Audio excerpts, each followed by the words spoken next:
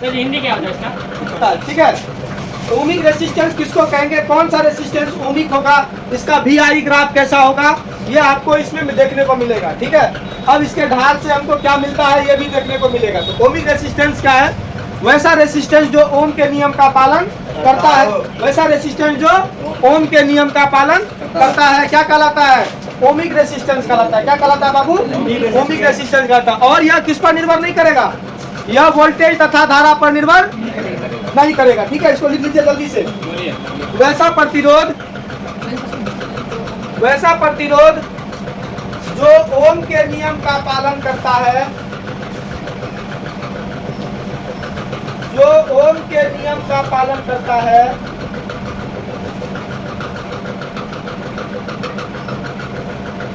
Ohmic resistance कहलाता है।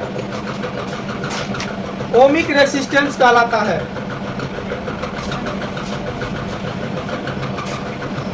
Ohmic resistance कहलाता है। ठीक है, मेरा ग्राफ चेंज करके लिख लीजिए इसी बात को। यह वोल्टेज तथा धारा पर निर्भर नहीं करता है। यह वोल्टेज तथा धारा पर निर्भर नहीं करता है। यह वोल्टेज तथा धारा पर निर्भर नहीं करता है।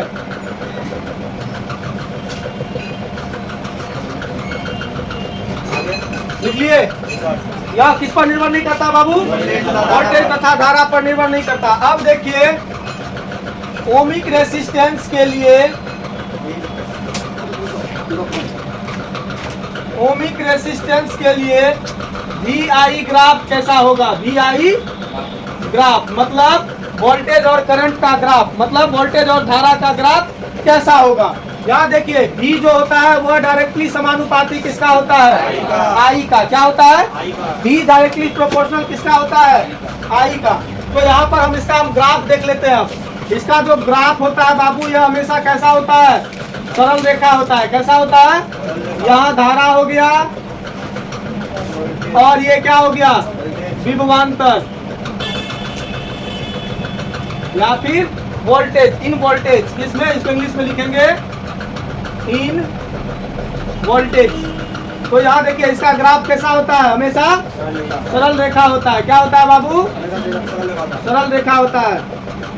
यह एक्स एक्सिस के साथ कितना झुका हुआ है, थीटा डिग्री के साथ।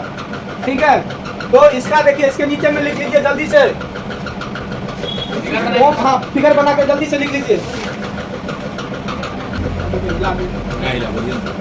यहाँ देखिए क्या है कि ओमिक रेसिस्टेंस के लिए VI ग्राफ क्या हो गया, सरल रेखा हो गया। इसी बात को लिखेंगे, ओम लिखिए, ओमिक रेसिस्टेंस के लिए VI ग्राफ एक सरल रेखा होती है।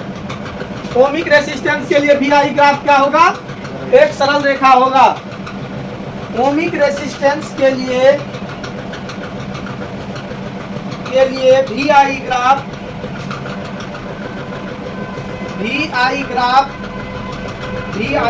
इसमें है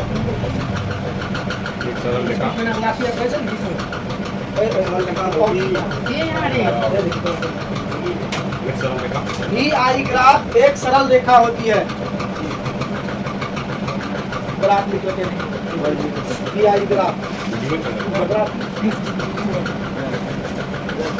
VI ग्राफ एक सरल रेखा होती है। ठीक है, जिसकी ढाल से, ढाल मतलब क्या हो गया, स्लोप, यही है स्लोप। जिसकी ढाल से प्रतिरोध का मान प्राप्त होता है। जिसकी ढाल से प्रतिरोध का मान प्राप्त होता है। देखिए, जिसकी ढाल से क्या होता है, प्रतिरोध का मान प्राप्त होता है। इन फिगर मतलब चित्र में देखिए क्या है, यहाँ किसकी ढाल से, ढाल मतलब होता है टेंजेंट। क्या होता है, टेंजेंट। टेंजेंट मतलब हो गया टेन थीटा। क्या चीज, टेन थीटा बराबर, टेन बराबर क्या होता है, P बटा B, मतलब लंब बटा आधार। तो थीटा के लिए लंब कौन हो जाएगा, ये ना। तो इसको हम लोग किसके टर्म में मेजर करेंगे, इन वोल्टेज में ना। तो यहाँ पर V हो जाएगा और आधार ये किसको किसके रूप में मेजर है, I। तो V बाय I, तो यही क्या निकल जाता है, आर। क्या निकल जाता है बाबू? आर। क्या निकल जाता है? आर। अब इसका देखिए सर्किट सिंबल कैसा होता है। सर्किट सिंबल मतलब परिपथीय संकेत। इसका क्या होगा? मतलब किसी भी परिपथ में कैसे जुड़ा रहेगा तो हम इसको कैसे पहचानेंगे कि यह ओमिक रेसिस्टेंस है। तो इसको देख पहचानने का तरीका देखिए। ये देखिए, ये देखिए, ये देखिए, यह ओमिक रेसिस्टेंस का है। इसका एग्जाम्पल में लिख लीजिए। यह कहाँ कहाँ आपको मिल सकता है? तो विद्युत बल्ब लिख लीजिए, दूसरा लिख लीजिए हीटर, तीसरा लिख लीजिए आपको कार्बन आर्क, ETC। ये सभी है, इन सबों में आपको मिल जाएगा। ठीक है। नॉन ओमिक रेसिस्टेंस क्या होता है? नॉन ओमिक रेसिस्टेंस जो होता है बाबू, वह क्या होता है कि नॉन ओमिक वह होगा जो ओम के नियम का पालन नहीं करता। ओमिक होता है जो ओम के नियम का पालन करता है, और यह किस पर निर्भर नहीं करता है? वोल्टेज तथा करंट पर ओमिक निर्भर नहीं करेगा।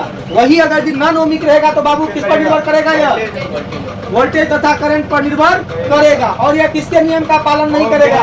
ओम के नियम का पालन नहीं करेगा। तो लिखिए, वैसा प्रतिरोध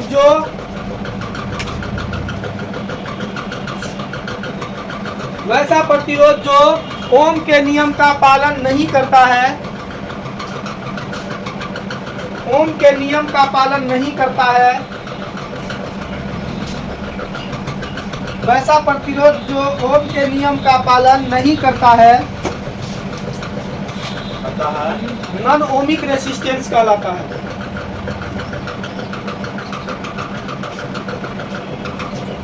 नॉन ओमिक रेसिस्टेंस कहलाता है। लिखिए, देखिए पैराग्राफ चेंज करके। यह वोल्टेज तथा धारा पर निर्भर नहीं करता है। करता है। यह वोल्टेज तथा धारा पर निर्भर करता है।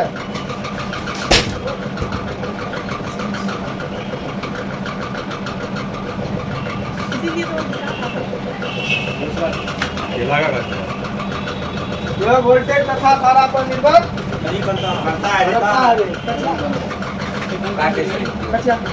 वहाँ पे यह जो चलिए यहाँ लिखिए, यह वोल्टेज तथा धारा पर निर्भर करता है। पैराग्राफ चेंज करके फिर लिखिए, यह child living more,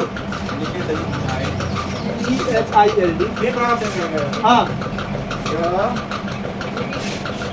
child living more law का भी पालन करता है। लिविंग म्योर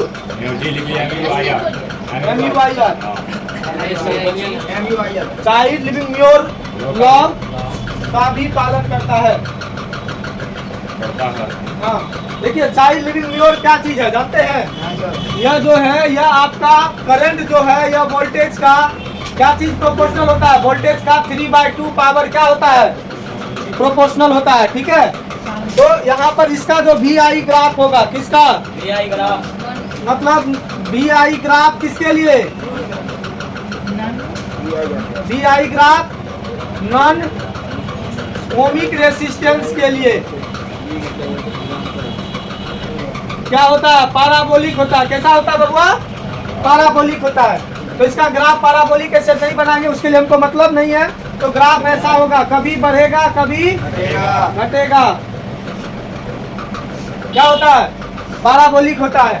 यह वोल्टेज हो गया, यह करंट हो गया। तो यहाँ पर जो होगा, लिखिए इसके लिए VI ग्राफ क्या निकलेगा बबुआ? रेसिस्टेंस निकलेगा। तो मतलब tan थीटा बराबर क्या होगा? Del V upon del I, मतलब छोटा सा वोल्टेज और छोटा सा करंट। तो यहाँ पर जो होगा, इसमें क्या होगा? तो इसको क्या लिखेंगे? RD। क्या लिखेंगे? RD। अब ये डायनामिक रेसिस्टेंस है। क्या है? डायनामिक रेसिस्टेंस, डेल V बटा डेल I। अब RD मतलब क्या हो गया? RD इज इक्वल टू क्या हो जाता है? डायनामिक